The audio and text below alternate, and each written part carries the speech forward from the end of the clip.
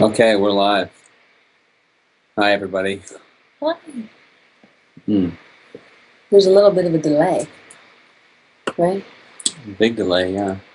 Hopefully we're all good. I think we probably are. Let me text the moderator here and make sure we're all cool.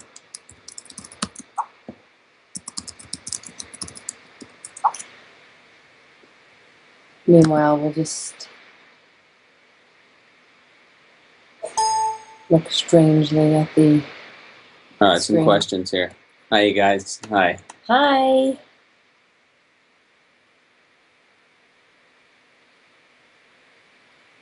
Yeah, the Metallica shirt is awesome, right? Yeah. Super badass. Just trying to make sure we're all technically good here.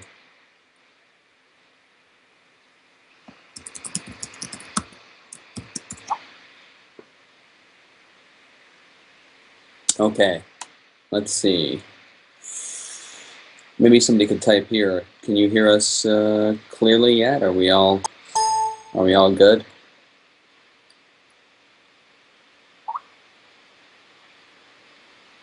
Okay, great.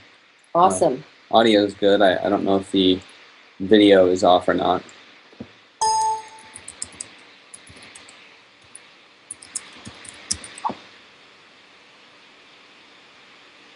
Okay. So he's saying audio is good. So Okay, cool. Hi, everybody.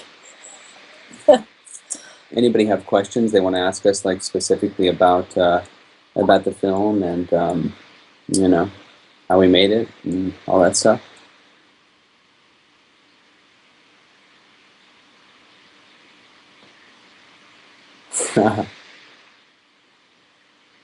Okay. Cool. My inspiration. Okay, my inspiration for the film was well, I've always loved slasher movies. Always been into slasher. First thing I ever saw was like a cheesy TV, Jack the Ripper miniseries, and it was awesome. There was blood, and I just was sort of in love with that whole thrill of the slasher genre right from the get-go. Nightmare on Elm Street, the original Freddy Krueger, big film for me. Had a huge impact on my life. Watched it and didn't sleep for like months, and but still, even though I wasn't sleeping, it was like waiting for the next one to come out. I've always been a filmmaker, always enjoyed making films. So definitely, Slasher was the film that I was going to make in the horror genre.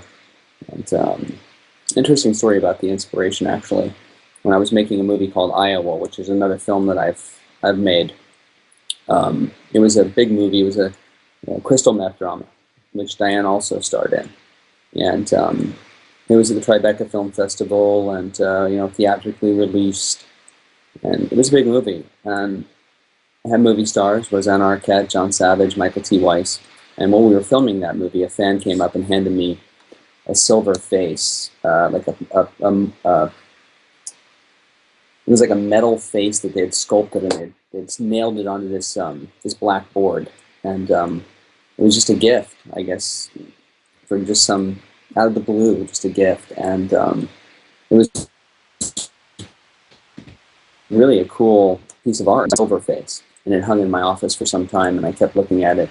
And while we were making Iowa, there was some really sick violence in Iowa that I enjoyed. It was the first time I'd ever worked on practical effects in a movie, and I just thought, let's make a horror film, and that face sat there and just kept staring at me, and I thought, well, if I do a movie, I've got to do something that looks like this mask, and that was part of the inspiration there. And somebody says, is Iowa available on DVD? Yes, and it's also on Netflix and iTunes. Yeah, it's all over. You can find it, I think, still. I don't know if you can find it at Best Buy anymore. Might be sold out, but you can definitely find it on like Amazon and Netflix, iTunes. It's pretty much everywhere. Yes, Enter Sandman. Yeah. That's my favorite. I just rocked out to that the other night at the Yankee game, actually, when Mariano Rivera comes out. And I got on the screen at the Yankee game, so I was really happy about that. Yeah, of course, they put the camera on her, and she's like screaming, I'm doing my middle fingers. Yeah, you were, weren't you? That Yeah, was it awesome. was incredible. Jamie Page, yeah, Jamie's a huge fan. She's a writer. Jamie, yeah, seriously, you've been a supporter since the very beginning. I know you have, your new book out and stuff, and that's rad. You should Thanks. ask her question, And and then. Okay, Matt, I want to thank you for letting me write this piece on you first off, which she just did. She wrote an article about me, which was great. If you could choose your favorite scene in your film, what would it be and why? Well, I think that the boiler room has a huge impact. Not only because Diane's acting is fantastic, but I enjoy doing the cinematography in that section, and I think it was a huge part of the movie. I think it's also a little haunted too. There's some kind of energy in that room, in that boiler room in that hospital, right? That we filmed in. That that plays a huge role in the movie, and sort of the undertone and the current of the film is really in there. So I think that the boiler room scene, that whole part where her and Marcus are, sort of going back and forth, is in the dialogue, and just it's really emotional, I think, and I enjoy that part. But it's hard for me to say I enjoy a lot of parts of the film. So I see somebody on here has Yankees and a weird face, which is okay because I'm not a Yankee fan anyway. I'm a Dodgers fan. Yeah. I live in LA, but I loved when he came out and my favorite Metallica song came on. So anyway, that was for that. Okay. What did you think of the German film board banning your film? That's worse. What? Oh my God! Who was this person? Actually, let's just face it. The Dodgers are in first place. They're awesome. So we're not even going to go there. What do you think of the German film board banning your film? German film board. One day I got a letter in the mail. It was like a 7-page letter. They might want to, next time we release Orphan Killer, to put that in English, because I had to have it transcribed. And it just said that they had banned the film because of glorification of violence, and it didn't have a huge impact on me. I think at first I was like, wow, it's not really fair. I don't understand it, but hey, it is what it is, and a lot of very popular, famous movies that we love in the horror genre are banned in Germany, so it's cool with me. Yeah, I think it's sort of a badge of honor. Just in this genre, in any genre, really, to be banned in a country, I think says a lot about, what we put into the film, and we're really happy about it. Obviously, we'd like to see the German fans see it, and we're going to do that through Austria and Switzerland, so they'll be able to see it too. But it really is cool that we're banned, and we love it. So thank you, Germany. Yeah. Did we miss any questions here? No, this is all baseball. Because I went into how I... You got Red Sox fans on here. Yes, Red Sox and San Francisco Giants. Yeah. I saw the other day that I was watching, actually, when A-Rod got beamed with that pitch. It was kind of funny, actually. Okay, here's another one. There are a lot of kill scenes in this film. When you were coming up with those, what inspired the creativity of these? Well, what we did is... it's fun. It's a crazy story. We shot a movie. We literally shot a film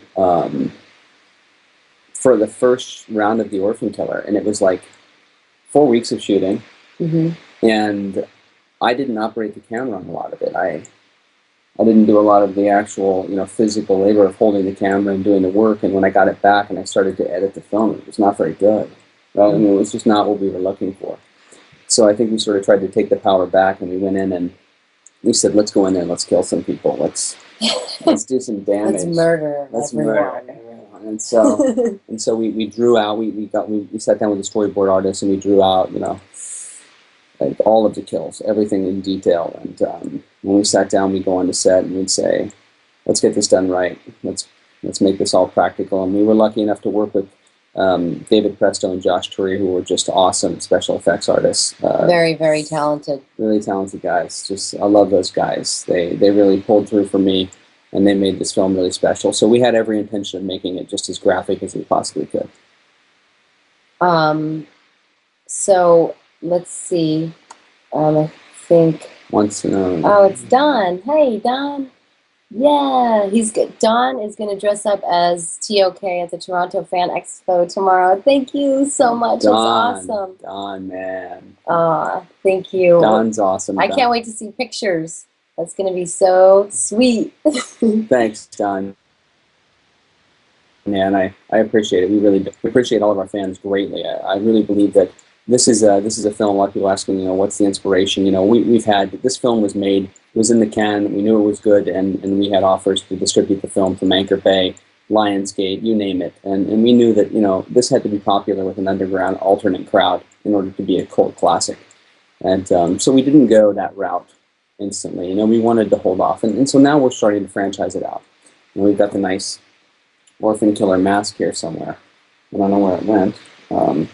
We have a mask that we're releasing for Trick or Treat Studios now, and things have just they've taken off. So we feel like we've done everything right by starting underground and releasing it our way, and almost like an indie band. We traveled the country in a Orphan Killer wrapped car, and I just think that this is a fan film, and seeing so many people on here that we know through social media is really fun. So we really thank them for everything. Don, this is the mask. Don has this film, this mask. He's going to be wearing this. This is on our store. It's from Trick or Treat Studios. It's on the orphankillerstore.com. It's going to be in like Hot Topic and Amazon. It's on Amazon now, and a lot of different stores are picking it up for Halloween Spirit, Halloween Town. It's a really great mask, really well made by Justin Mapry. Hi from the UK, 4:35 a.m. Wow. Oh, but it was damn worth it. What made you want to use all the religious imagery? Thank you so much for being awake at that time. We really appreciate it. Do you want to talk about that, the religious imagery? I think it's really just a backdrop. I really felt like it was something that people would recognize, and something from films that I've always enjoyed. The Exorcist and Stigmata, just films that's a very iconic, very gothic type of look, and we did the best we could with it, and I think it really added to the picture. Yeah, absolutely. And I also think that it's something that's relatable. It's a topic that a lot of people know about or are a part of, and I think that's something that people enjoy when you watch a film, that you can relate to it. So Jay Craig is here. That's cool. Jay, what's up, dude? Jacob Craig, yeah. So and I know, Don, you said you'd be here. Thank you so much. So we got a question here. With withholding it from major studio distribution, did that create any financial difficulties for you since you're doing all of the promotion yourself? No, I've been in Hollywood a long time. I think that you're throwing a gigantic piece of tuna into a great white shark tank. I mean, you don't know what's going to happen to you. You could be shoved up on a shelf instantly. You could have virtually no fan base. You really don't know when you get into that world. Yeah, what's we going were to just happen. talking about this actually. Yeah, earlier. It's not a sure thing at all. I mean, sure, you get a deal with the studio, but their creative accounting is something like I've never seen before. I've done deals, and I've been at major festivals like Tribeca and sat down with companies like big movie companies, and their deals are always, they put X amount into marketing, and they can fluctuate that marketing budget as they wish. Let's just put it this way. Just because your film is in a store doesn't necessarily mean you're ever going to see any money from that. No. So even though it's awesome that it's in the store, and of course you want your product out, you really have to do what's best for the product, and also for you to be able to live. And if you don't have money and you never see anything happen with it, I don't know that that's really good living. I would have been concerned had we released the film, and with the studio, and it had not been handled properly, or had been put up on a shelf that had become the cult classic that it is today. So the answer is I'm very happy with what I've done. At the end of the day, I sleep really well. And it's been a long, hard road. I mean, it's not work. easy. I mean, you have to do the work. You've got to care about it and be passionate about it. And I think we are. And I think the fans make it. It's like if you get horror fans on your side, it's great. I think piracy has actually helped this movie. When we first released it on Facebook, we did like a limited Blu-ray release, and the film now has over 3 million pirated downloads. And that took us all over the world. People were able to see it in Spain at Sitges Film Festival, San Sebastian, Morbido, Toho Horror, you name it. It's been at some major festivals, and that was through piracy. I mean, it was leaked, and it became really popular. And those are festivals that slashers, even studio slashers, big studio slashers, are not premiering at. Sitges is a very prestigious place to premiere, so I think it helped. Yeah, it was a real honor to be there, no doubt.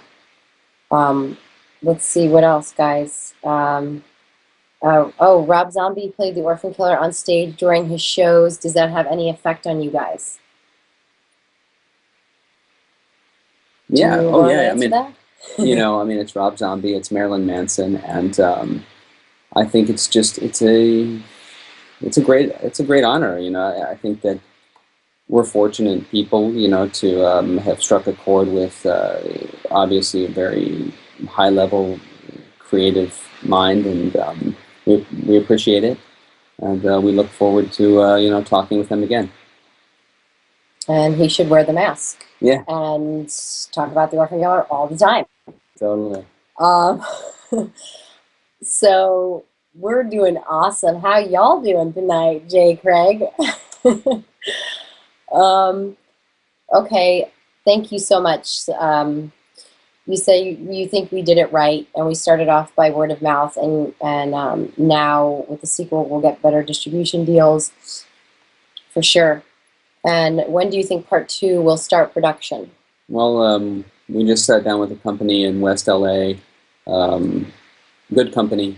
It had been some time. I interviewed with a lot of people and tried to figure out who was the right person for this film, and these guys really wanted it. They were hungry, and they have access to good distribution. So I'm going to go ahead and let the Orphan Killer go out now. We're working on a box set, a Blu-ray steel box, steel case with a Blu-ray soundtrack in it that'll go out soon. There'll be 1,000 pieces of that. But then after that, we're going to go ahead and work with this company to release the film properly through real distribution channels.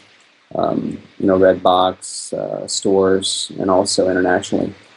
And the sequel, we're out with that now. We're talking about greenlighting for fall of this year, and getting the film in the can. So hopefully that happens quickly. I've gotten it written, and it's insane. It's madness. Somebody says, did Rob and Manson come to you for permission? I can answer that. No, actually, they didn't ask permission to play any of the film at the concert. A fan told us. They were like, "Holy shit! Oh my god!" They sent us pictures. They sent us pictures, and they just said they're playing it. Somehow, I think DJ Starscream got his hands on it. Yeah. And he was doing a set the one night, and that's sort of how that happened. So no. They didn't ask permission, but Well, I mean, it is Rob Zombie and Marilyn Manson. So I just sort of said, you know what, I'm not gonna pursue that in a negative way. I thought this is we're all positive, baby. This is cool. This is cool. Like I appreciate it, and it's a great plug. Yes, absolutely. Rob Zombie playing your stuff is awesome, mm-hmm. for sure. Jacob Craig says, how much blood was used in the film? 13 gallons. Yeah. Yeah, lots of blood. So we have a couple other ones here too. Love the old school feel and the fact that you used real special effects and CGI. That looks great. Did you find using real hands-on special effects a struggle? Well, to be honest, I hadn't done a lot of digital, effects. I had seen digital effects, obviously, in films, and I didn't care for it as much as the real thing. Because we wanted to have sort of an 80s vibe in there, and then that real traditional slasher vibe, we just thought, let's just go for it this way. And I liked it. I liked the look and the feel, and there's that cool anticipation, like when we're in the bathroom stall and we're like pulling that body under, and then we get the head in there, and Marcus has got the head cranked back, and the eye is starting to fill up with blood, and we're like, okay, now, and then he jams the the knife in the eye. it's exciting. So there is an excitement to it. Is like the build up to the effect and how the effect is going to play is like in my mind. It's almost like live theater for me in a way, I guess. So it's fun. I actually enjoy it, and I think that because I edit the film and I do I do all the editing. I kind of know what I'm looking for going in, and I sort of when I see it, I piece it together. You know what worked, what didn't. Um, so how was the morale for the cast? Decent catering, long hours to have been shot. Yeah, everything was really long hours, but everybody was really a trooper. It was a major team effort, and everyone was moving lights and pouring blood and taking the behind the scenes Yeah, camera. And yeah. there was nobody who was just sitting around. A lot of times on film sets, you're there and everybody's just sort of smoking cigarettes and hanging around, Well, and yeah. then you're like, so just a few people are making the movie, but this really was every single person on set was doing something. So I think that's what made it really special too, is that there was nobody sitting around. We had so much to do in a little time, and team effort goes a long way. So We had a good crew. It was awesome. We got along really well. It was intense. The people were intense, but they were all we would all stand around and look at the monitor, and we were all trying to get the right shot. We were all on the same page, which I think is really important when you're on there. You've got to be on the same page, and you've got to be in control of it, and you've got to have your vision really clear. And I did have my vision clear on what I wanted, and those guys were trying to help me achieve that, and I appreciate that. no doubt. Um, do you want to answer this? Okay. What What did did you you guys guys? use for fake blood, like Oh, recipe wise? Oh, I can't. I don't know because David Presto, the guy who's our special effects master, he makes it. He makes it himself, and he's got a special recipe. I mean, that blood is like so perfect. I was explaining last night to my brother-in-law. Like, I was like, dude, this guy makes blood that is so amazing that it even coagulates. And we studied it one day on set. We were like, let's just pour it on our skin and just look at it. And literally, like the way it streams, the way it runs, he has got this down to a science. And I mean, it's. What do you mean? There's no recipe. It's real. I mean, ah, he's probably like seriously like, really killing yeah, people and right. putting it in a jar, and he's like, ha ha ha ha ha. Uh, Pour this all up. Put this in your mouth, Diane, right now, and spit it out, and David. um, so, Thanks, Susie Craig. How are you? hi, Susie.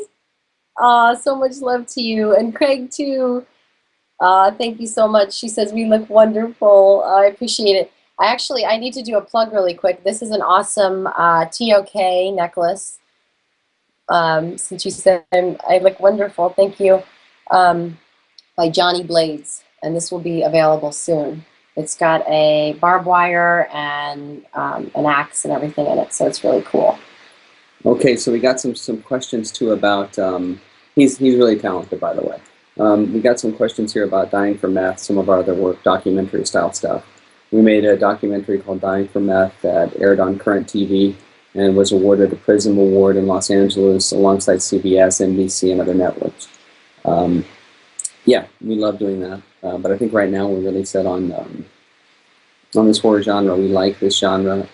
Somebody asked, is there a horror genre you just don't get? Is there a part of the horror genre you don't get? Like, no, we like pretty much all the horror genre and all the different, subgenres.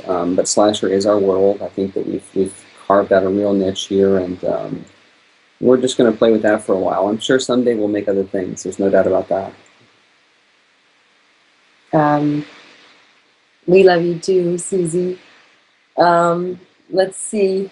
They're asking about Bloody Rainbows. We did a thing Oh, recently. okay. Diane, Matt, Bloody Rainbows. Can we expect any more of those dark little stories?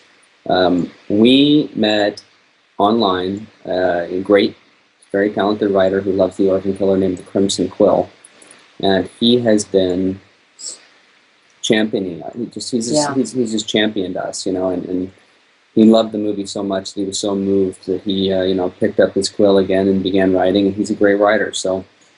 He scribed a few of these, poems, and I shot them with Diane performing them, and they're cool. So yeah, I think we'll probably do a couple more of those for sure. We got another question here, guys. Where do we Where do you find? find Bloody Rainbows?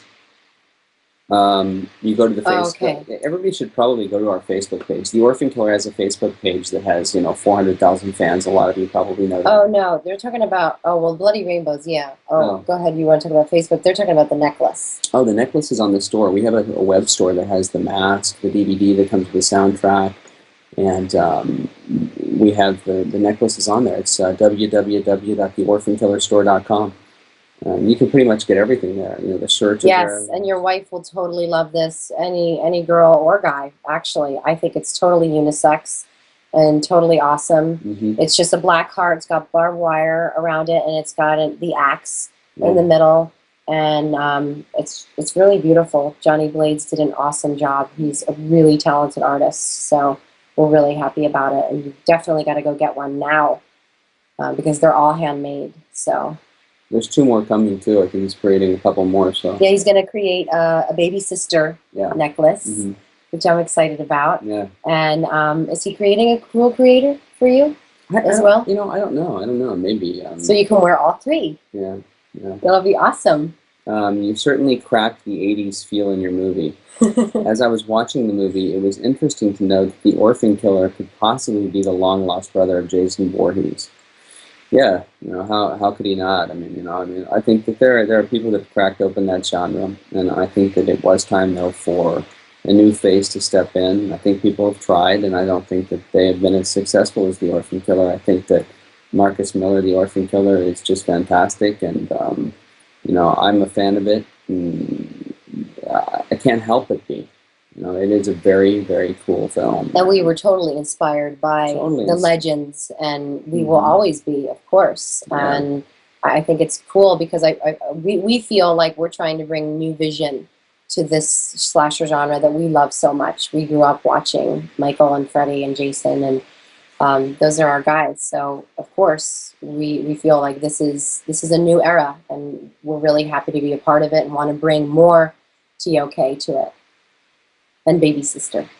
The next film is really crazy. By the way, it's insane. It's TOK2, and Baby Sister here has Orphan Killer in the bloodline. So it's going to be it's going to put a whole new spin on what that slasher genre would be. It's not going to stay with the exact same vein that the other slasher films have. It's going to be different.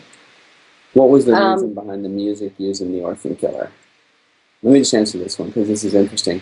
Well, first of all, there's some sounds in the Orphan Killer, and I did a lot of the audio work, in terms of creating the special effects. But during the filming, I found an EVP in the movie. So that's crazy. I know it sounds crazy, but I've told this story before. But I was taught the editing craft by a man named Robert Brown. Robert Brown cut the original Lethal Weapon, Lost Boys. That's why you hear the song "Cry Little Sister," the cover of that at the beginning. That's me saying thanks for teaching me this craft, okay, in this film. And he cut, Lost Boys, obviously. He cut the Amityville Horror. And when he cut Amityville, he taught me that, sometimes this films will catch you. Something will happen while you're cutting, and you become haunted by the picture. And that happened to him on Amityville. He would get cold flashes, cold chills. He'd have to put blankets on himself. And on The Orphan Killer, sure enough, it's not a supernatural film at all, but in one of the scenes where the nun is about to get the axe in the throat, a little voice popped up. We were filming in an abandoned children's trauma unit in a hospital, and sure enough, there's something there, and it scared me. It scared the shit out of me. I ripped off my headphones, flipped on the light. What the fuck? It was like one of those. I had to call, I'm like, you gotta listen to this. I was showing it to everybody, and everybody that heard it, the hair on the back of their neck would stand up. So I was skeptical. I was always a skeptic about this kind of stuff, but this moved me. This was an undercurrent. There was a reason for this. What I believe to be a little girl's, ghost voice, ghost presence in this film that has never left me. I think it just came with me from that place, honestly, and just sort of stays with me. And so I thought, that's where you hear that sound. That tone throughout the film, that eerie kind of EVP sound. Now, the music in the film, the actual tracks that were used, some of that was composed by Ilya Smirol. He did Stigmata, and he did some big movies. Ronin, huge films. Iowa. Iowa. He did Iowa.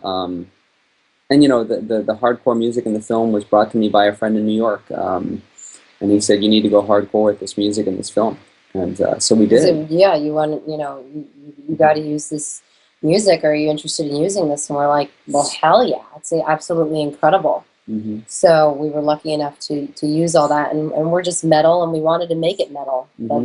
That was very much going into it. I think we felt that way. We did, but we sort of changed it up.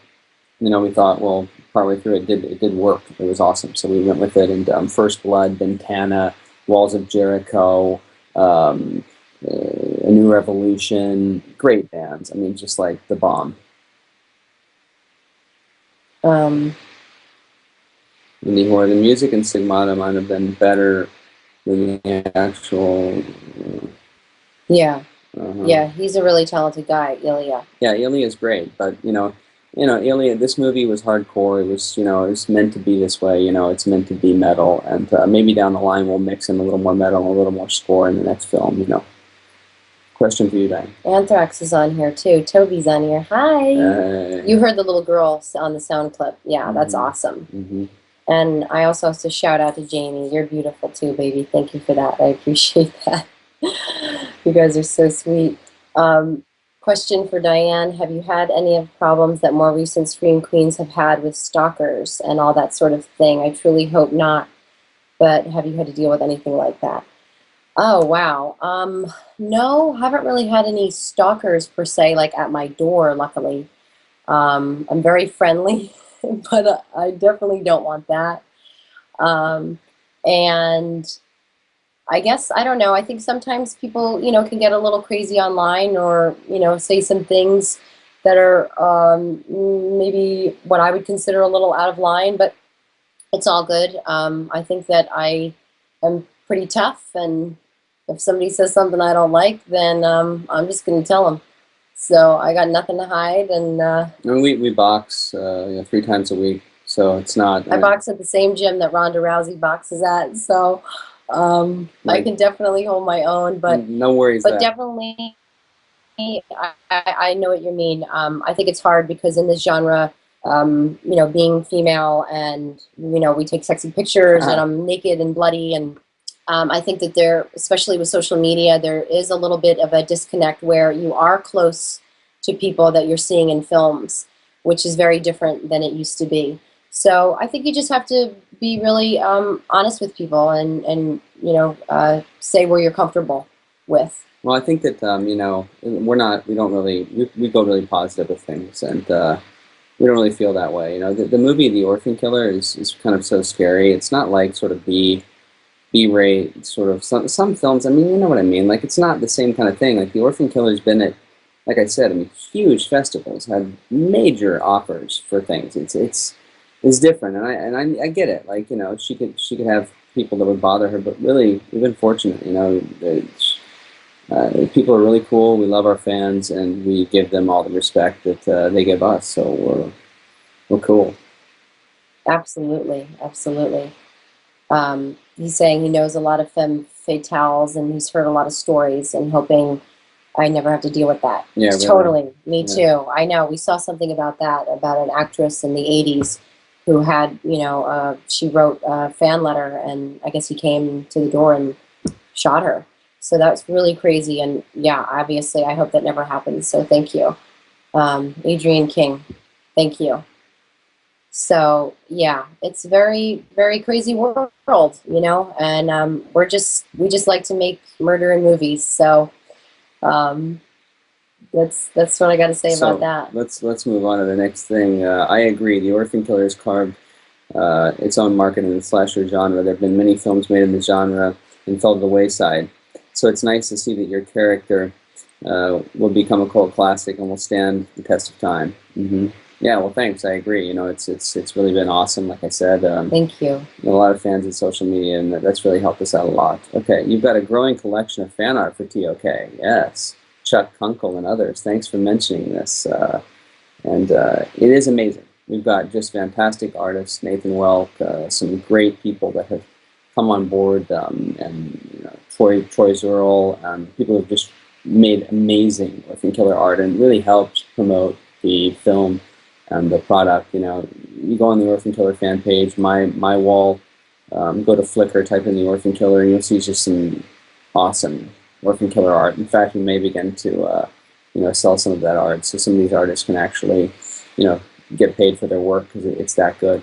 Yeah, and we just met Anthrax Toby, who's doing all kinds of cool stuff on Twitter, repurposing basically pictures of me and Matt and the Orphan Killer and turning them into art, and we really appreciate that. I've actually found a whole new we found a whole new group of fans and friends on Twitter that have been just amazing. It's just we really appreciate them as well. Those ladies are just awesome that shared this movie and helped us out tremendously, so thank you. Lance, man, hey, all right. This is my friend Lance from Hyrax, awesome band.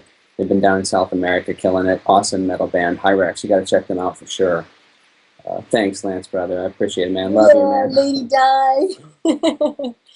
Mwah. Love you, Lance. You are so awesome. Will the Orphan Killer get a European DVD Blu-ray release? If so, would this be, as I know, a few people who will... Okay, they want a release. They're asking, will there be a release in Europe? Well, there is a German release right now. Even though it's funny, it's under the radar, but it's sold out instantly, like 2,000 units. So yeah, we are working with that company I was talking about earlier to release it. So yeah, there will be. We're going to be at all the film markets, and the movie will be released in Blu-ray, hopefully in stores, and if not in stores, it will be available in the European market.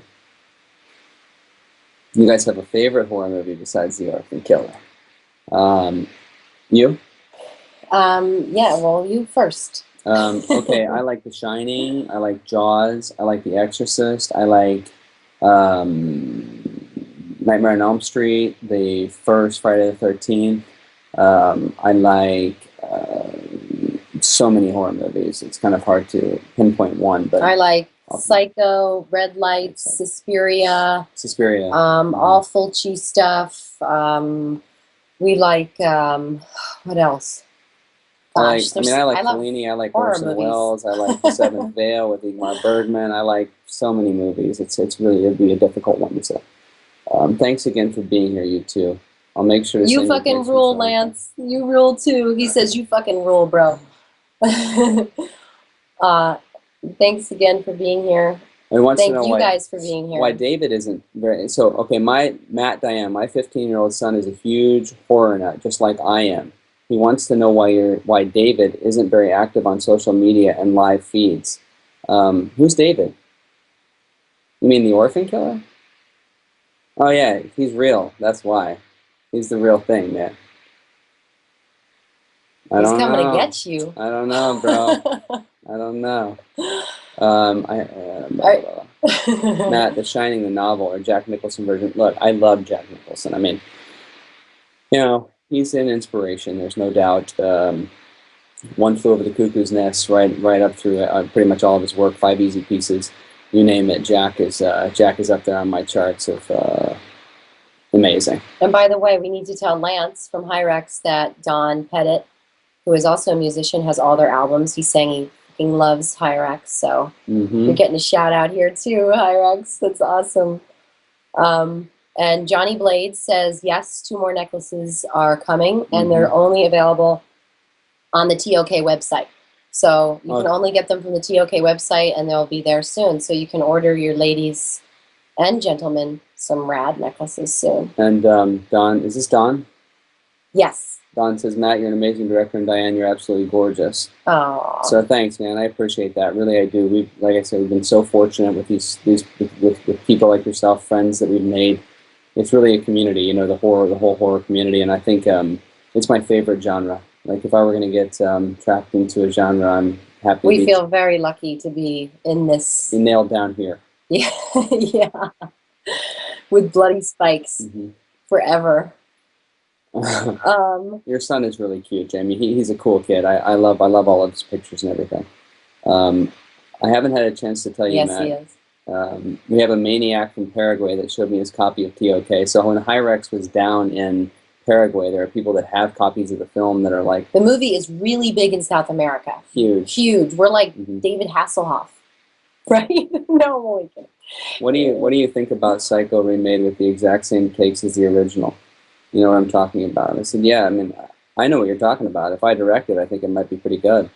Um, I could do that. I would love to do something, but it would have to be like something huge like that. I mean, and it would have to be really, really reminiscent. I think that like casting would be super key for that. I would never like pick up like a sequel or something and like do something. I mean, it would be tough for me to like do a remake unless it was a big one. Jaws, I mean, huge thing to bite off. I get it. Wow, that is a big one. But hey, I would probably, I don't know, I might take that on. Although I'd like to do the Orphan Killer 2 first, to be honest. It's just, it's where I want to be. But Psycho would be, if they did it right, just an awesome film.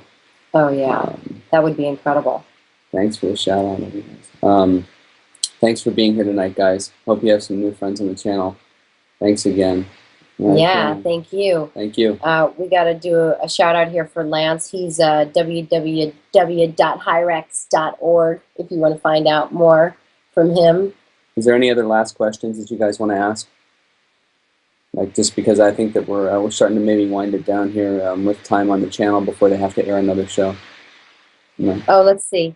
I'd love to see what you could come up with on a collab with the Saska twins. Okay, that's very interesting. We actually don't know them at all, so that would be really interesting. Definitely. Yeah, I haven't seen. You're gonna wear your TOK outfit and scare the hell out of them. Oh, cool. So that'll be really awesome. I have a compliment. So we have a compliment and a question. I have seen more pictures of you on FB covered in blood than without blood, but seeing you live, so to speak, you are stunning. And Matt, you always post. I think they're going to continue. Thanks. Yeah, she is gorgeous. Yeah, absolutely. Oh, Tim Wright, I know you. Tim, how are you? Okay, cool. So we do have a little bit more time here, they're saying. Yeah, you know, seriously, ask away, you know, anything else you want to ask about, like the making of the process of how we did all that, you know, questions about anything. You know, the Orphan Killer was made with a really unique camera, Thompson Viper, if you want to get technical. You know, it's $1 million camera. David Fincher, Michael Mann used that camera. It's just awesome. And when this movie is projected, we were like, I'll tell you a story about Spain. So San Sebastian, Spain is amazing. And they invited us to come there, brought us there, and we show up, and of course, our Spanish is just okay. So they had translators there for us at the press conference. And, you know, the next day after the press conference in San Sebastian, Spain, my dad was there, my parents were there with us, and he knocks on the door and he hands me the paper, and on the front page of like the major newspaper in Spain, there's the Orphan Killer standing there holding the barbed wire. Yeah. So it was massive. On all the newspapers in Spain, it was like crazy. It was crazy. And so when we went to the screening that night, we thought the hotel is in these really cool channels and like these barrios. Like and pirates. Pirates. It's so cool in San Sebastian, Spain. It's on the water, and it's the Baltic Sea. Mm-hmm. I forget what sea it is. Yeah. Is it? Yeah. Gorgeous. Okay, it's like a cove. And then as we're walking, we're thinking we've got enough time to get there. There were people like mobbing us in the streets, and we're trying to sign. And they were saying to TOK, El Guapo, El Guapo, you know, because he looked real good and big and bloody. They loved him. So we walked there, you know, and you know, when we got there was 3 levels of this theater. It was massive, and it had 3 like terraces. People were stomping and shouting and screaming. And so we go up and we introduce the film, and we can hardly even speak. It's so loud. And when we sit down to start watching the film, we think, hey, this is going to calm down. They're going to watch this movie now. There is not even a change. Like, they continue on with the same level of, like, talking, and they talk about the entire film. It's not like here in the U.S. where everything's really quiet. They are actually watching a rock show, it's basically. A party. And they're stamping their feet and hooting and hollering and screaming and yelling. The Orphan Killer was, like, running around, and, like, it was, like, choking people and like joking with them, and you know, it was really an intense thing. And I thought the whole roof was going to come down. So we've seen the Orphan Killer on a massive stage, just look like an entire rock show, and I would love to do that in the U.S. too. Horror Scream says, thank you both for the fantastic movie. Hope to see more from both of you in the future. Thank you. If you have any more questions, we'll get in touch with you on Facebook. That's an awesome place to get in touch with us, and they're at www.horrorscreams.org. Okay, are either of you going to be around at Screamfest this October? If so, I'll be there. Okay. I mean, Screenfest, it would be cool to be there. I mean, I think I contacted them once, but I haven't heard anything from them, so I don't know. I mean, maybe, maybe not. Was it hard It would be acting? cool to have them contact us. If They you they know sh- them, Tell them to play hit the us up. movie. Yeah, tell them to play the Orphan Killer. You know, sells out everywhere. So, was it hard acting and directing and shooting? Um, no, I think that in the Orphan Killer it was a little bit easier because I had such a limited role. Plus, I was literally the only person there, like on set, that was like, okay, who's gonna fight with the Orphan Killer? And everybody kind of like was like, not me. I was like, This guy. this guy. So I had to do No, but that. you knew going in you were going to play Mike Hunt. Yeah, Right. yeah. And so I decided, okay, this is me. I'm gonna have to have this chair broken over my back and everything else. So, I just did what I had to do. And the other stuff I shot, and I like shooting. Honestly, I know that Jacob Craig is putting together some Orphan Killer, fan tribute movies, and I'm really excited to see those. By the way, I'm sure all the people here would love to see those also. But shooting a movie is great if you're an editor and you have the camera on your shoulder and you can talk your actors through what you want to see. Because on the flip side of that, you know that you're editing. You're cutting this picture together as you shoot. And so I think if anything, it helps me. I think that there's a disconnect with me if I don't actually have the camera on my shoulder. Okay. Did you have any issues? You want to say, yeah. Did you have any issues while filming that may have caused bodily harm, insurance issues? Oh, that's a really interesting one. This was a really heavy, I would say, action for me because I did all of my own stuff, climbing up the stairs and, having to lay on the hard floor and being flipped down and, She was, I mean, the elevator fight where he punches me in the face, all that stuff. she did all of her own stuff. She was intense, and on the first show we had a little bit of a budget for stunt people, but the things that we created just weren't what we needed, and so she had to take that on and really become, a beast. I mean, you were crazy out there. She really worked hard, and it could have been an issue, but luckily we skated by without any major problems. Do you have any classic stories from the on-set filming, like behind-the-scenes sort of stuff you first think of when you look back to when you were shooting?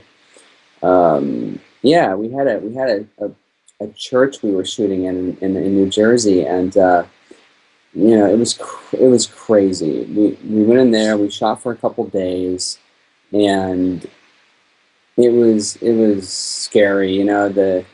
We got into. Well, this was the original church we got kicked out of. We got kicked out of this Right. church. There was a priest there, and he didn't like us. I mean, he didn't want me to go up on this balcony. There was this balcony inside the church, and he didn't want me up there, but I had to put lights up there. So I went up there and I put lights up one night because I needed to film the next morning, and he came in and We paid for the location. yeah, and he freaked out. He's like, get out. He locked us out. So he locked $1 million worth of equipment inside the building. And I couldn't get my equipment. I had a whole crew there standing outside, and the police were called. They came there. They said, let the guy in to get his stuff. Of course, we had to go in to wrap out because we had to take all of our equipment out. And when I went up to the top, to the balcony, I found just gross stuff, like videotapes, like used condoms, like all kinds of gross stuff. And so there was a reason why he didn't want me up there. So we wrapped out of there and we left. But in the meantime, he was fighting with all of us. Like during this thing, he was like fighting with Diane. And so we had Father Chuck in the movie, the guy who plays the priest. Because the real priest at the church that threw us out and locked us out was fighting with Diane and attacking her, our actor priest got into an altercation with him and ended up punching him. So it was madness, like behind the scenes kind of Orphan Killer madness that day. So that's one story that was nuts. And there were many stories. Like making a movie is like coal mining. It's not really glamorous and like really amazing. It's like... Yeah, the glamour part is doing this kind of stuff where we get to talk to everybody and have fun and all that. But actually making the film is really hard long days. So... what was the inspiration for the method TOK woke Audrey up? I laughed and felt bad about laughing. The method is that there was a big wrench there. When we went into that location in the hospital, it had been abandoned for like 4 years. And when we went in, it was like people, like time stood still, like they just stopped and just walked away. And so when we were walking around, we'd say, look at that wrench, or look at this, or look at that, and we would sort of improv all that. And we thought, what better way to wake her up than to grab that lug wrench over there and just tap her on the temple? It was just so kind of, void of any emotion. So vulgar. Yeah, so we thought that's great. Marcus has to do that. Okay, the version we just saw, is that available for purchase? Yes, it is. That is the version. That's the DVD version on the store, on the orphankillerstore.com. Should look identical to it. And say, a question about the necklace again. Somebody says, can you give us the link to the artist? You can find out him. He's Johnny Blades, and www.theorphankillerstore.com. And if you go there, then that'll give you more information about him. And then we have another question. I was going to say another thing that happened on set too was on the rooftop when we were doing the scene with the axe, and he shoves the axe into my throat. I don't know what happened that day, but somebody decided that they were going to use the real axe to, during the close-up scene, push it into my throat. And it sounds funny now, but at the time it really did hurt because it was heavy and it was the real axe. Our sound guy was like, watch out, I'm like, that's a real axe. And we ended up saying, oh my gosh, it did scratch her a little bit. Luckily, like I said, we skated away without injury. I did get hit in the back of the head with that chair. It was a fake chair. It was a breakaway chair. When we were filming, I said, just please don't hit me in the back of the head. It's supposed to hit me in the middle of the back. And sure enough, it just went a little too high. When you see me hit the ground in that scene, I am out cold. I mean, I didn't know where I was. So that was, we really, when I say we fought through this movie, we literally fought through this movie. My son asked about that version, not only on here, but to you, Matt, as well on Facebook. Yeah, it's the same version. The movie is, if you go to the orphankillerstore.com right now and you pick up that version, it's on DVD and it comes with a soundtrack, and it's just awesome. We're also, like I said, going to do a steelbook release, Blu-ray, hopefully before Halloween, on the store. It's going to be only 1,000 pieces, so it'll go pretty fast, but look out for that too. And we have Johnny Blades' Facebook page. He's at facebook.com/BladesArtistry. That's his fan page. He has hundreds of designs, but you can only get the TOK necklace from the TOK website.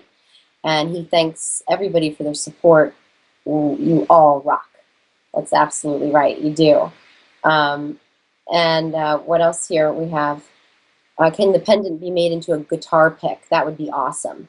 That would be awesome, and that would definitely be a question for Blades Artistry to Johnny Blades. So I'm sure if you contact him on his Facebook page, he can answer that. Necklace is a pin brooch, so you can put it on their guitar strap.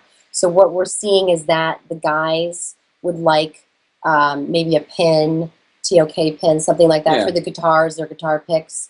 That would be rocking. We're talking about a lot of different, Orphan Killer merchandise and things like that. We're definitely all over that stuff. So we're thinking about it, and keep looking at the store, because there will be some new stuff going up. Some new T-shirts too would be really cool. There's a lot of images we've taken for Facebook, social media wise and for promotion that you guys have all seen, that you guys love, and you're like, I love that picture. And if there are any special requests, message me. Message me and say, I want this shirt, and I'll figure out a way to get it done. Absolutely. Well, you all have action figures. Yes, we have one. We have one, and it is it's made in Spain, and it's amazing. Let me get it. Should I grab it? Yeah, hold on a second. Put it up here. You guys are great. Thank you for taking the time to chat with us. Of course, so we're happy to. Check this out. We adore you too. Let me see if there's like a delay on here, so I have to figure out. Haha, I was solo for a moment. So there is a figure, and it is really, really neat. Like I said, it's made in Spain, and they usually do a really great job with all their stuff. It's beautifully made, and it's very, very cool. This is the current version.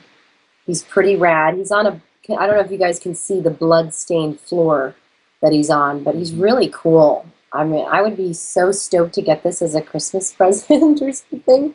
Yeah. Just any present, birthday, Halloween, whatever. Just I love you present. These guys do really good work, and what I'll do is I'll post this link to this where you can get this, and they ship it from Spain. I think it's like $85 with shipping. Then grab it, because I think they've only got like 300 pieces or something of it, and I don't know how many are left yet. I haven't talked to them in a few days. But I'll put it on the Orphan Killers Facebook page.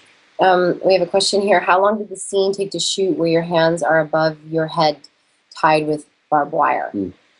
Yeah. 3 days? That was 3 days. Yeah, 3 days of my arms being up like that. Mm-hmm. But it was really, really incredible and cool. We sort of shot that, I guess you could say, out of sequence. Well, we just kind of shot it. We didn't have like dialogue in mind. I shot a lot of the dialogue came to be, and the Orphan Killer spoke. I always wanted him to speak, but I didn't know exactly what he was going to say. I had to feel that out like organically and see how they interacted in that boiler room. So I just had him, I'd put the camera on my shoulder and I'd say, walk over there, pick up the knife, walk over here, pick up the screwdriver, slowly walk around her, say something. Just it was very organic. Everything was very organic. Everything was done. It was acted. It was a masterful scene. It was sort of magic came together, horror magic. It was a great scene. Like I said, one of my favorite scenes in the film. Will the Blu-ray version coming out be different than the DVD, like special features? Yes, it is going to be different. It actually has, it's going to be similar to this. Let me just show you guys since you're right here. Hang on one sec. So this is the one they released in Germany, okay? And it's got inside of it, it has like a whole... Well, it's not released in Germany because it's banned in Germany. It's released in Austria and Switzerland. It's released in Austria, but they bring it into Germany. And you see it has like a whole... It has a media booklet. It has like a whole booklet inside of it with a letter from me and all of our photographs. And it has a DVD and a Blu-ray. Look, oh yeah, you see that? So it's really a neat package. And you can show them the back too. It's really rad. And the back is really cool too. So we're going to do something like this in the steelbook. Jamie said she just had a gorgasm. Yeah, it's so cool. Yeah, the best kind. And we're going to do on this version. There's going to be a steelbook with this. It's going to be all in English, obviously. We're going to do a different interview. There's an interview inside. I've actually hand-scripted a letter to all the fans inside that. And yeah, the adoption papers. Somebody wants me to put Marcus Miller adoption papers. Audrey Miller, great too. idea. That's Don. Great idea. Don. That's a great idea. But this, you're awesome, this Don. version it's got a different menu. It's got all kinds of different features. It's probably going to have a little bit of behind the scenes and stuff. So it is going to be an awesome version to pick up. We have a question here from Swick55. Did you let Diane down during the 3 days of shooting that boiler room scene? Yeah, I was allowed to leave for sure. We had to, if you see in the behind the scenes video, I had to sort of wrap myself back up and then wrap myself down. Everybody was really awesome and cool during that, very supportive. I went through a lot emotionally, so everybody was awesome, but I was allowed to leave. This time. Yeah, it was an amazing experience. I think Suzanne Williamson is headed out right now. She's been fighting cancer, so we wish you the best. We hope to see you in December. Can't wait to hang out and have fun. So take care. And we love you so very much, and we're always sending you bloody rainbows. I hope you know that. Is that English? Yeah, the media book that's coming out that we're working on trying to do is going to be all in English. Yes, that one I just showed you is in German. So yeah, let's see. We have another one. Do either of you have anything coming up within the next while that is not TOK related, like other work, or do you have any recommendations for everybody? Things you've seen recently that we should check out. Things you've seen recently, we kind of are writing so much. Like I'm like working so much writing and like just living, and like we haven't seen a whole lot. And we don't really do a whole lot of other work. I'd say go check out Iowa. Obviously, Iowa's a great film that we're both in, and is very popular. And but for now, we're really just grinding away at this Orphan Killer. It's become so big. It's something that we can hardly, It's just, it's so awesome, and we're so happy, and it's just, it's just a lot of awesome work, and we don't want to let anybody down ever, so we would just want to keep doing it. It's an obligation. I mean, all these people have helped me. They've helped me grow this, to the state that it's in now, to this gigantic, well-known, recognized icon. And There really is no break from this, I guess, is what we're trying to say. Yeah, I mean, this is a 24/7. We're constantly communicating and constantly creating and meetings and writing, and it's all that. So it's exactly what we want to be doing, and we just really appreciate all the love from all you guys. Notice in the movie you can catch a view a few times of the Jack in the Box. Any meaning? That's Johnny Blades. The meaning was just that Marcus, in the bathtub, was playing with Audrey, and something that's gonna unfold in the next film. So there's a whole trilogy here that I'm working on, and it's out of control. I mean, it is. The third film is just as wicked and crazy as the first and the second. So this thing is just going to escalate. It's going to become. Just hang in there with us. It just takes time to do this stuff, but we're gonna bring it. We're gonna bring more bloodshed if it kills us while we do it. And if it does, I'm going to film it. So you can watch.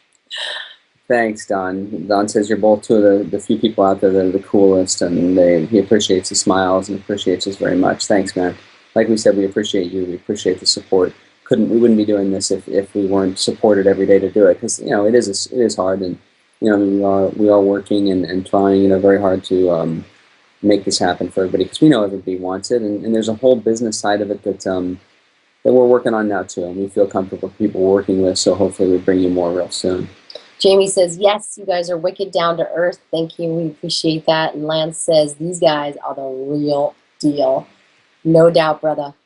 Iowa is a great film. Hardcore. Iowa Saves. Yeah, you guys should definitely check out Iowa. That's a very brutal film. Not necessarily, I mean, it's definitely not a slasher. It's more on the drama, thriller, gore effects. I mean, there is just an awesome throw slash in that, where it just opens up. Yeah. And there's a great, like, the guy, like, one of the characters gets his crotch burned off.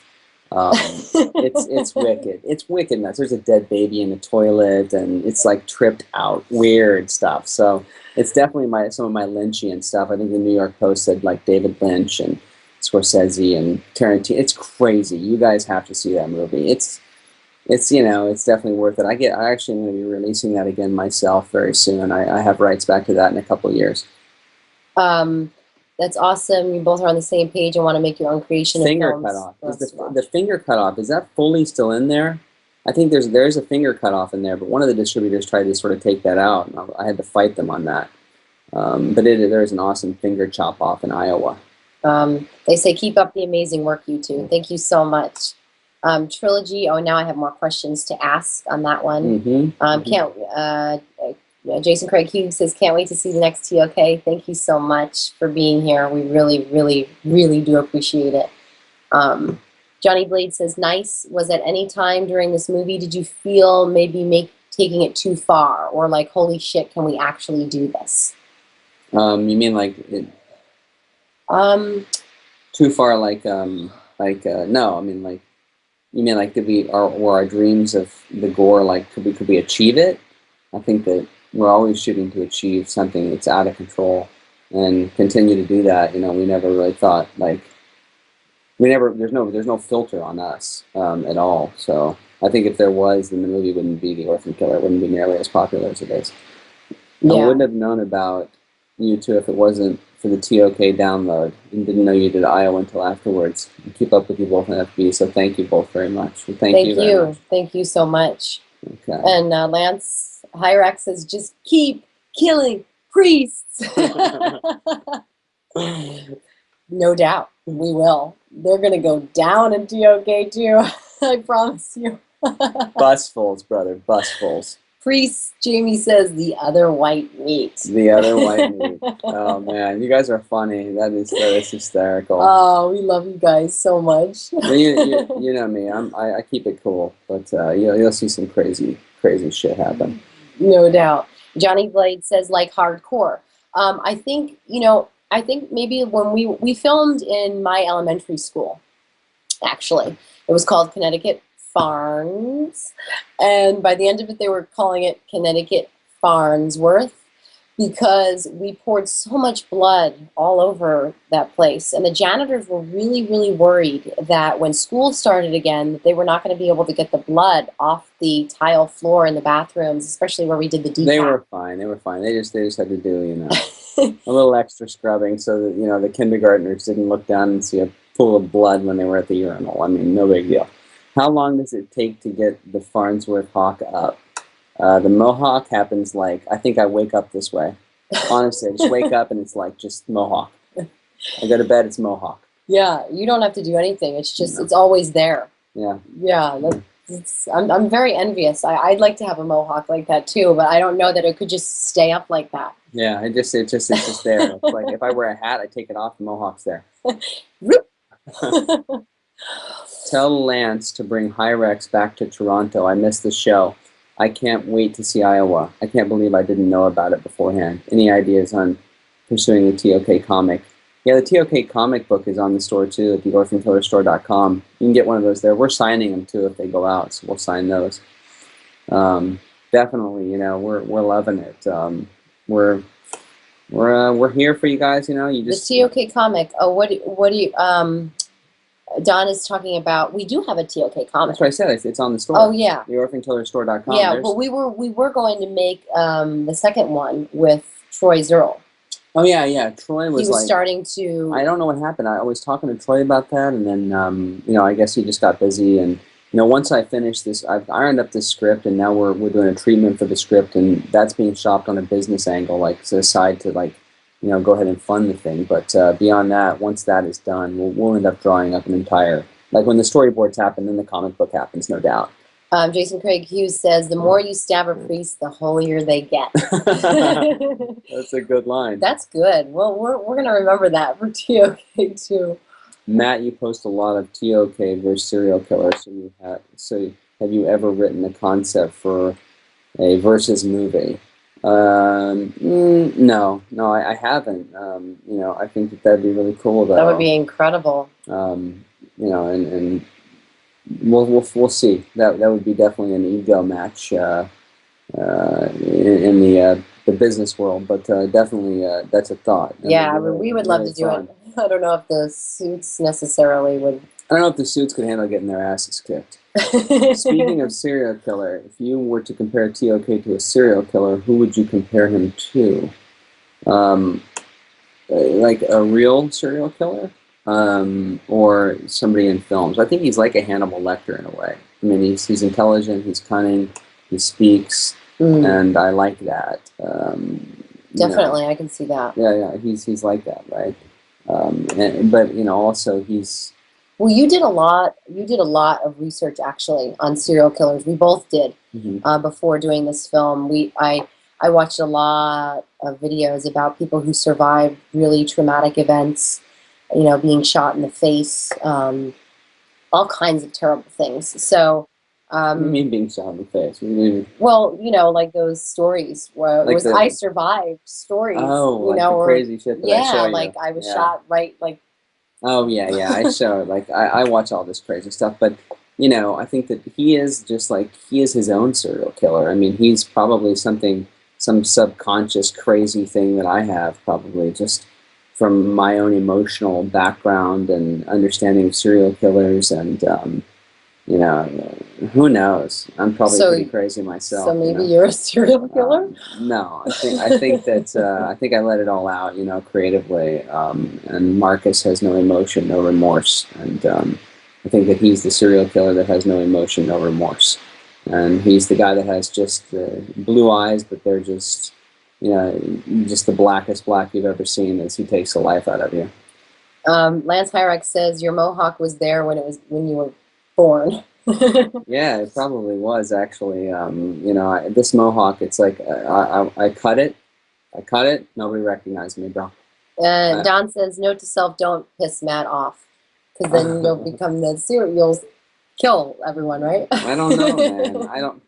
I'm okay right now, but I don't know if I get really mad. I don't know. That would definitely be a big press leak, but I don't think I'm willing to go there yet. On a different note, would you ever have, at least in concept, a comic book movie, maybe even a villain versus villain, or horror concept of said concept? Okay, well, let's put it this way: the Orphan Killer 2 is the Orphan Killer 2 for a reason.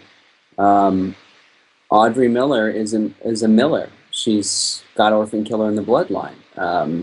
And maybe these events have triggered something really irregular in her, and it's something that she can't fight anymore. I mean, she has killed someone. So let's process that for a second and imagine what she's fighting. Maybe she's not just fighting to be good. Maybe she's fighting not to do bad things. So definitely there's definitely a villain concept in the works. Actual serial killers.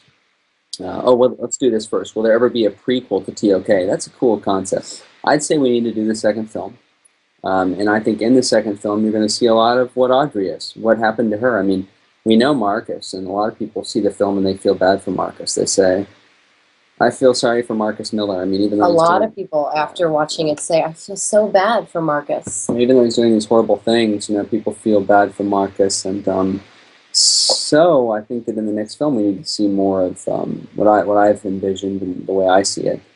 Is that we need to see more of Audrey. Who is Audrey? Where did she come from? What was her life like? And why is she becoming what she's becoming? And so we need to grow that. And then as we learn more about that, it's going to fill in some of that prequel stuff. And maybe later down the line after the trilogy, that's when we'll do the prequel.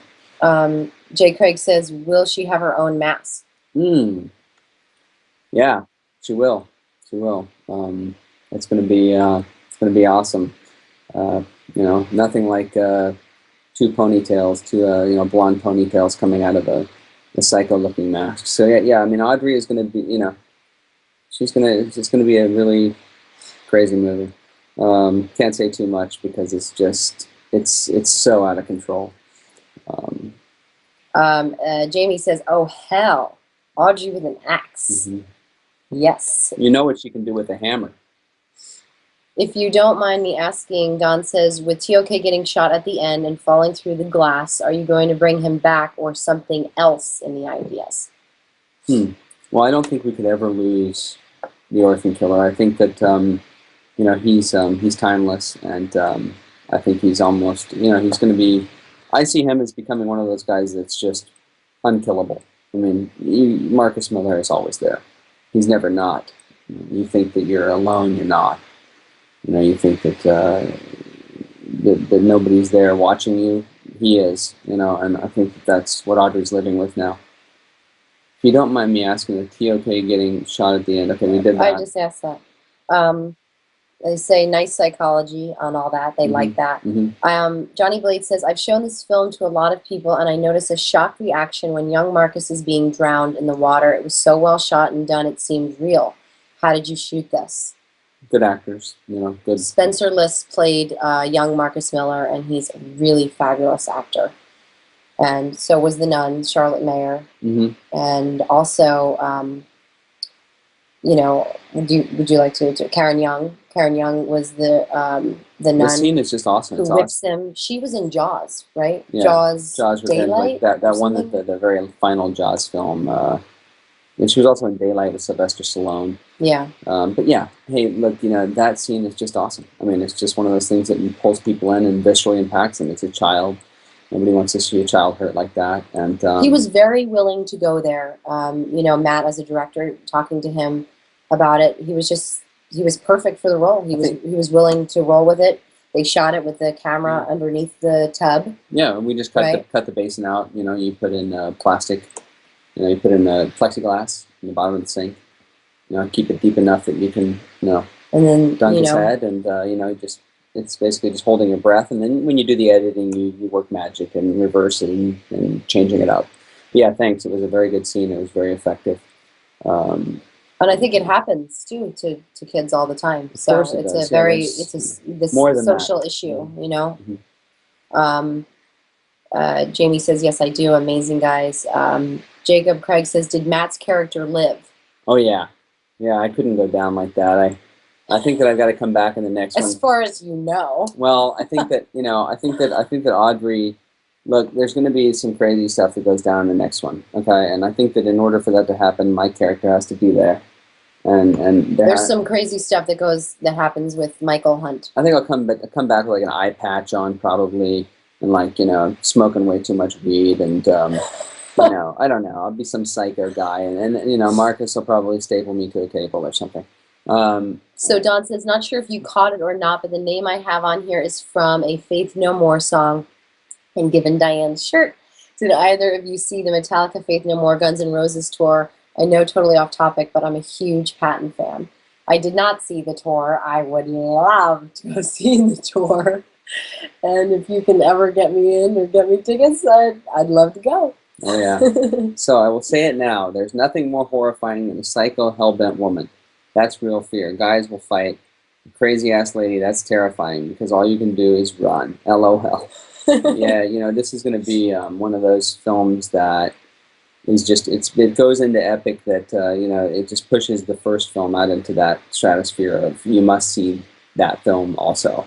So the second film is really going to catapult TOK out into the stratosphere of the big time, the it guy. I mean, I think people you guys love TOK so much when you know what I know what Matt has written for TOK too, and it really is a horror fan's wet dream. I mean, it really is. Gore dream, goregasm, whatever you want to call it.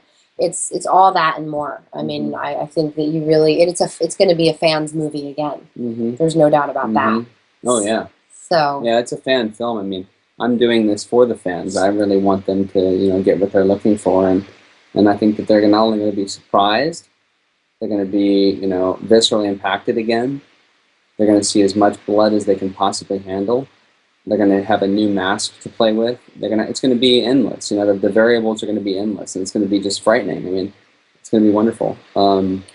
Says Diane, you are now in an elite group of women, the Scream Queens. I know. You know what? That's pretty awesome. I get told that pretty much on a daily basis, and I'm very humbled by it because some of my favorite actresses are the Scream Queens that I grew up watching. So I really appreciate that. Okay, speaking of hellbent women, what's your thoughts on the sequel to I Spit on Your Grave, or the remake of Old Boy? I don't know. I don't watch them. I don't say don't watch remakes at all. I can't get into it very much, and I just kind of stick with what I know. And tough for me. So hard to say. Neither one of us have seen either one of those. Not even the original Old Boy. I haven't seen that at all. I've seen the original I Spit on Your Grave. Love it. Dig it, and wanted to stick with that. I'm a big fan of OG, no doubt. Yeah, the original stuff was great. I think it's cool, to bring a new vision, but I very rarely see remakes. Do we want to see? Let's see. Okay. It's a weird discussion amongst the horror community. I think he says, well, it depends. Definition of Scream Queen has been a super arguable point in the horror community, especially when people try to define who belongs in the group. Well, I mean, Scream Queen is Absolutely. really Diane's. I don't think that a lot Diane's been compared to huge actresses by like the Chicago Tribune, and we've been in major festivals like Tribeca, like I said. Whereas sometimes in the Scream Queen community, it's not quite the same mainstream thing. So she sort of goes across both platforms, like a Jamie Lee Curtis or somebody like that. And I'm sure she'll do more of that. So it's a little different, for her. But I do agree that Scream Queen is she's definitely taken that, and she's definitely a Scream Queen. She gets it every day in this generation, and she's people's favorite. She's my favorite for sure. She really did a great job on this film. Thank you. I couldn't have done this movie without the acting that she provided in this. I don't think any other actress could have done it as well. I think there was one remake I like, The Thing, 1982. I can't think of any others. Yeah, The Thing is a good movie. I agree with that one for sure. I have seen that. Um, The main the Maniac remake was phenomenal, but that's about it, to be honest. Yeah, there's a company that approached me to put that out in Australia where it was banned, and talking about doing a deal with them. I haven't seen that, but I like Elijah Wood, and I just like him. He's got crazy looking eyes, and he looks like he'd be really good in that film. Jay Craig says Diane Foster, and he gives me the greater than and sign. Any other Scream Queen? Thank you, Jacob Craig. You're awesome. And Horror Scream says that's why I was thinking that Diane is going to be the new Jamie Lee Curtis. No Freaky Friday, please. Or Beverly Hills Chihuahua. No, we were talking about that. We were talking. Thank you for that. I really appreciate that. She is, without a doubt, probably one of my favorite actresses of all time. So I loved her in True Lies and all kinds of different movies. But thank you so much. I just want to continue making awesome films and making people feel all kinds of different ways. So thank you for that. To be compared to her is really, really huge. So thank you. The business has changed a lot too since she was making films. The Thing and Hills Have Eyes are about the only ones I like for remakes. Yeah, I agree. I mean, I like both of those films. Like I said, we don't. I didn't see the Hills Have Eyes remake. Did you? I think I did. I think I might have. Yeah. I don't remember when it was, but definitely, the remake thing is just not like Diane and I. Like I said, we're just so busy, like with life and just doing other stuff, that we don't have enough time to like. This thing keeps us so sort of occupied and stuff that we're not. I wish I could see more. Yeah, actually. Now that we talk about it, it'd be nice to be able to do more. So it seems like looks like we're winding down here a little bit. So maybe we should say goodbye and sign off. Do you guys have any other questions? Any other stuff that you guys would like to ask before we call it a night? You guys. Have we looked at casting for the next movie by any chance? We haven't really looked yet. Oh, yeah. I think that what we did on the last one was really local. It was like, very... We know we have Diane, and we have the Orphan Killer, and, we want to keep it really limited and small. And we have a lot of fans, a lot of people who want to come out, and they want to be in it. They want to participate. So we're talking to a lot of people who are fans and friends to, like, actually participate and have a death scene, come out and well, lots of people want to be in it. There's lots of people want to be in it. So we're trying to figure it out. The first Orphan Killer movie was cast by Judy Henderson, who is a big time casting director. She won a Golden Globe last year, and I think she was nominated for an Academy Award. So she's awesome. Jacob Craig says, "Love y'all." We love y'all too. See you, brother. Our pleasure, Lance Hyrex. Johnny Blade says a lot of people can't work with the one they are with. You guys seem to do great. Do fights or stress ever get in the way during filming? No, we're really very much not like that. We work really well together. We've worked together for the past 12 years, actually, on films. So you say Johnny thought the same. So awesome to be able to work together and be happy. Yeah, there's definitely no doubt about that. I think sometimes people are like, wow, I can't even, I don't know how I could ever do that. But it seems to work. We bounce ideas constantly off of one another. It wouldn't be the same if we didn't have each other to work with at all. It just wouldn't work the same. It works great. We honestly have no problems. We'd like to just keep making movies together forever. Somebody said I read TOK was banned in Germany. Really? Well, yeah. I mean, totally. I have a 9-page letter from the German government. It's really banned in Germany. Let's see. Do the two of you ever feel competitive? No. I don't think you can have that kind of feeling. I mean, and be a successful person. I mean, competitive in a positive way. I think positive enthusiasm about the work. But I mean, I'm not. She's a beautiful woman. I'm a guy. I mean, I don't compete with her in any way or get negative about anything she does. We bounce ideas off. We're passionate, I think. Yes, absolutely. Passionate. And we totally fight, and we're feisty, fuck you and fuck you, and we're intense, we're intense, but I think that there's there's just something there that is it's forever, it's undying. I don't think that there's a way to describe it. Do you? We just support one another absolutely 100% and wish the best for both of us. So hope you do well, everybody. Thank you. You too. Really, it's been a pleasure to meet you.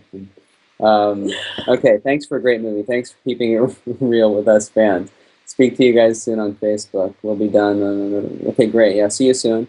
Is your main focus horror movies, or will you ever step into another genre like you did on Iowa? Sure. Yeah, I don't see why not. I'd love to make different films. I just think right now I sort of have an obligation to tie this thing together into a nice little bow and deliver a trilogy. And then after that, I'm still young. I can make plenty of movies. You are pioneering. Jamie Lee was the kid of famous actors. Do your thing. Yeah, I mean, hey, look, I agree. And that's why I started to get into this. This business has changed a lot. I was given an award in Italy for pioneering in the business and carving out, our own path. And it's funny. We went to go see Prince last night in New York. The actual Prince, the singer, in a private venue, VIP, about 100 people in front of us, and I started doing some research on him. And he was called a pioneer. He was somebody who helped launch magazines in Minneapolis and on about music and stuff. So we're definitely the kind of people who are trying to be revolutionary and working hard and really passionate about it. So I agree with you. Jamie Lee sort of had that shoe in there. I mean, I came to Hollywood at 20 years old, and I hit the street and I started to beat on doors and try to get into rooms. And within a couple of years, I was screen testing for huge movies like Star Wars and Terminator, and I was doing big stuff, meeting with Christopher Nolan and gigantic directors, and so I was doing my thing. And I think that I've always been persistent. I think Diane is the same way. She's really, really smart and talented and attractive. She's got it all, even from the producer side. So I think we have sort of a wider vision of what we want to do. And anyway, programming, get your final questions in. We'll be airing level 7 in 8 minutes. 8 minutes. Okay, so somebody said they're so jealous. They're a huge Prince fan. It was out of control. He came on at 1:30 in the morning. He played for like 2 hours. It was just, and he was right in front of me. I mean, come check my Facebook page to see the video. He's actually one of the first reasons you picked up bass. He's an amazing musician on all fronts. Absolutely. And you know what? I was just saying this today. The musicians in this set last night were the most incredible I've ever seen. His band is out of control. Like, the people surrounding him are amazing. That's good to hear. As competitive personalities usually destroy a lot of amazing unions like White Zombie and others, good to see that you two are supportive of each other. Well, yeah, I mean, that's a different thing. And that's a band and whatnot. But, Diane and I are great. We're totally happy doing this. A Western movie would be great. I actually optioned the rights to a Western about 5 years ago called Silvertip. And I'm still very cool book that, by Max Brand. If you haven't read it, check it out. Let's see. I want to hear, he said, would you like some pancakes, bitches? Dave Chappelle saying that. About Prince. He did not offer pancakes, no, but he was absolutely incredible. I will say that. It was cool. It was a cool experience last night. Yeah, we dug that a lot. That was a lot of fun. But I mean, I'm just in the pioneer realm. Like, we went to Italy and they handed me an Antonio Margheriti Award because, he was a pioneer in Italy. He came here and he worked on a lot of, studio films and became a big deal. And I just think that, we're fortunate in the aspect of social media and what it's done to open up doorways to communicate with fans and be able to do what we're doing right now, which is talk to you and be able to air the film on indiehorror.tv. We appreciate it a lot. Appreciate you being here, everyone being here. And Era C says hi from Tucson. Thanks for the interview. You got it. You're awesome. Happy to meet you. Thanks again for everything done. Let's send you the pics tomorrow night of you being, he'll pimp the hell out of TOK tomorrow. Thanks, Keep it bloody, man. Thank you. Thank you so much. We really, really appreciate it. All right, well, we'll sign off now, I guess. Thanks, everybody. It's been a wonderful night. Thank you very much. Love you guys. Mwah. Peace.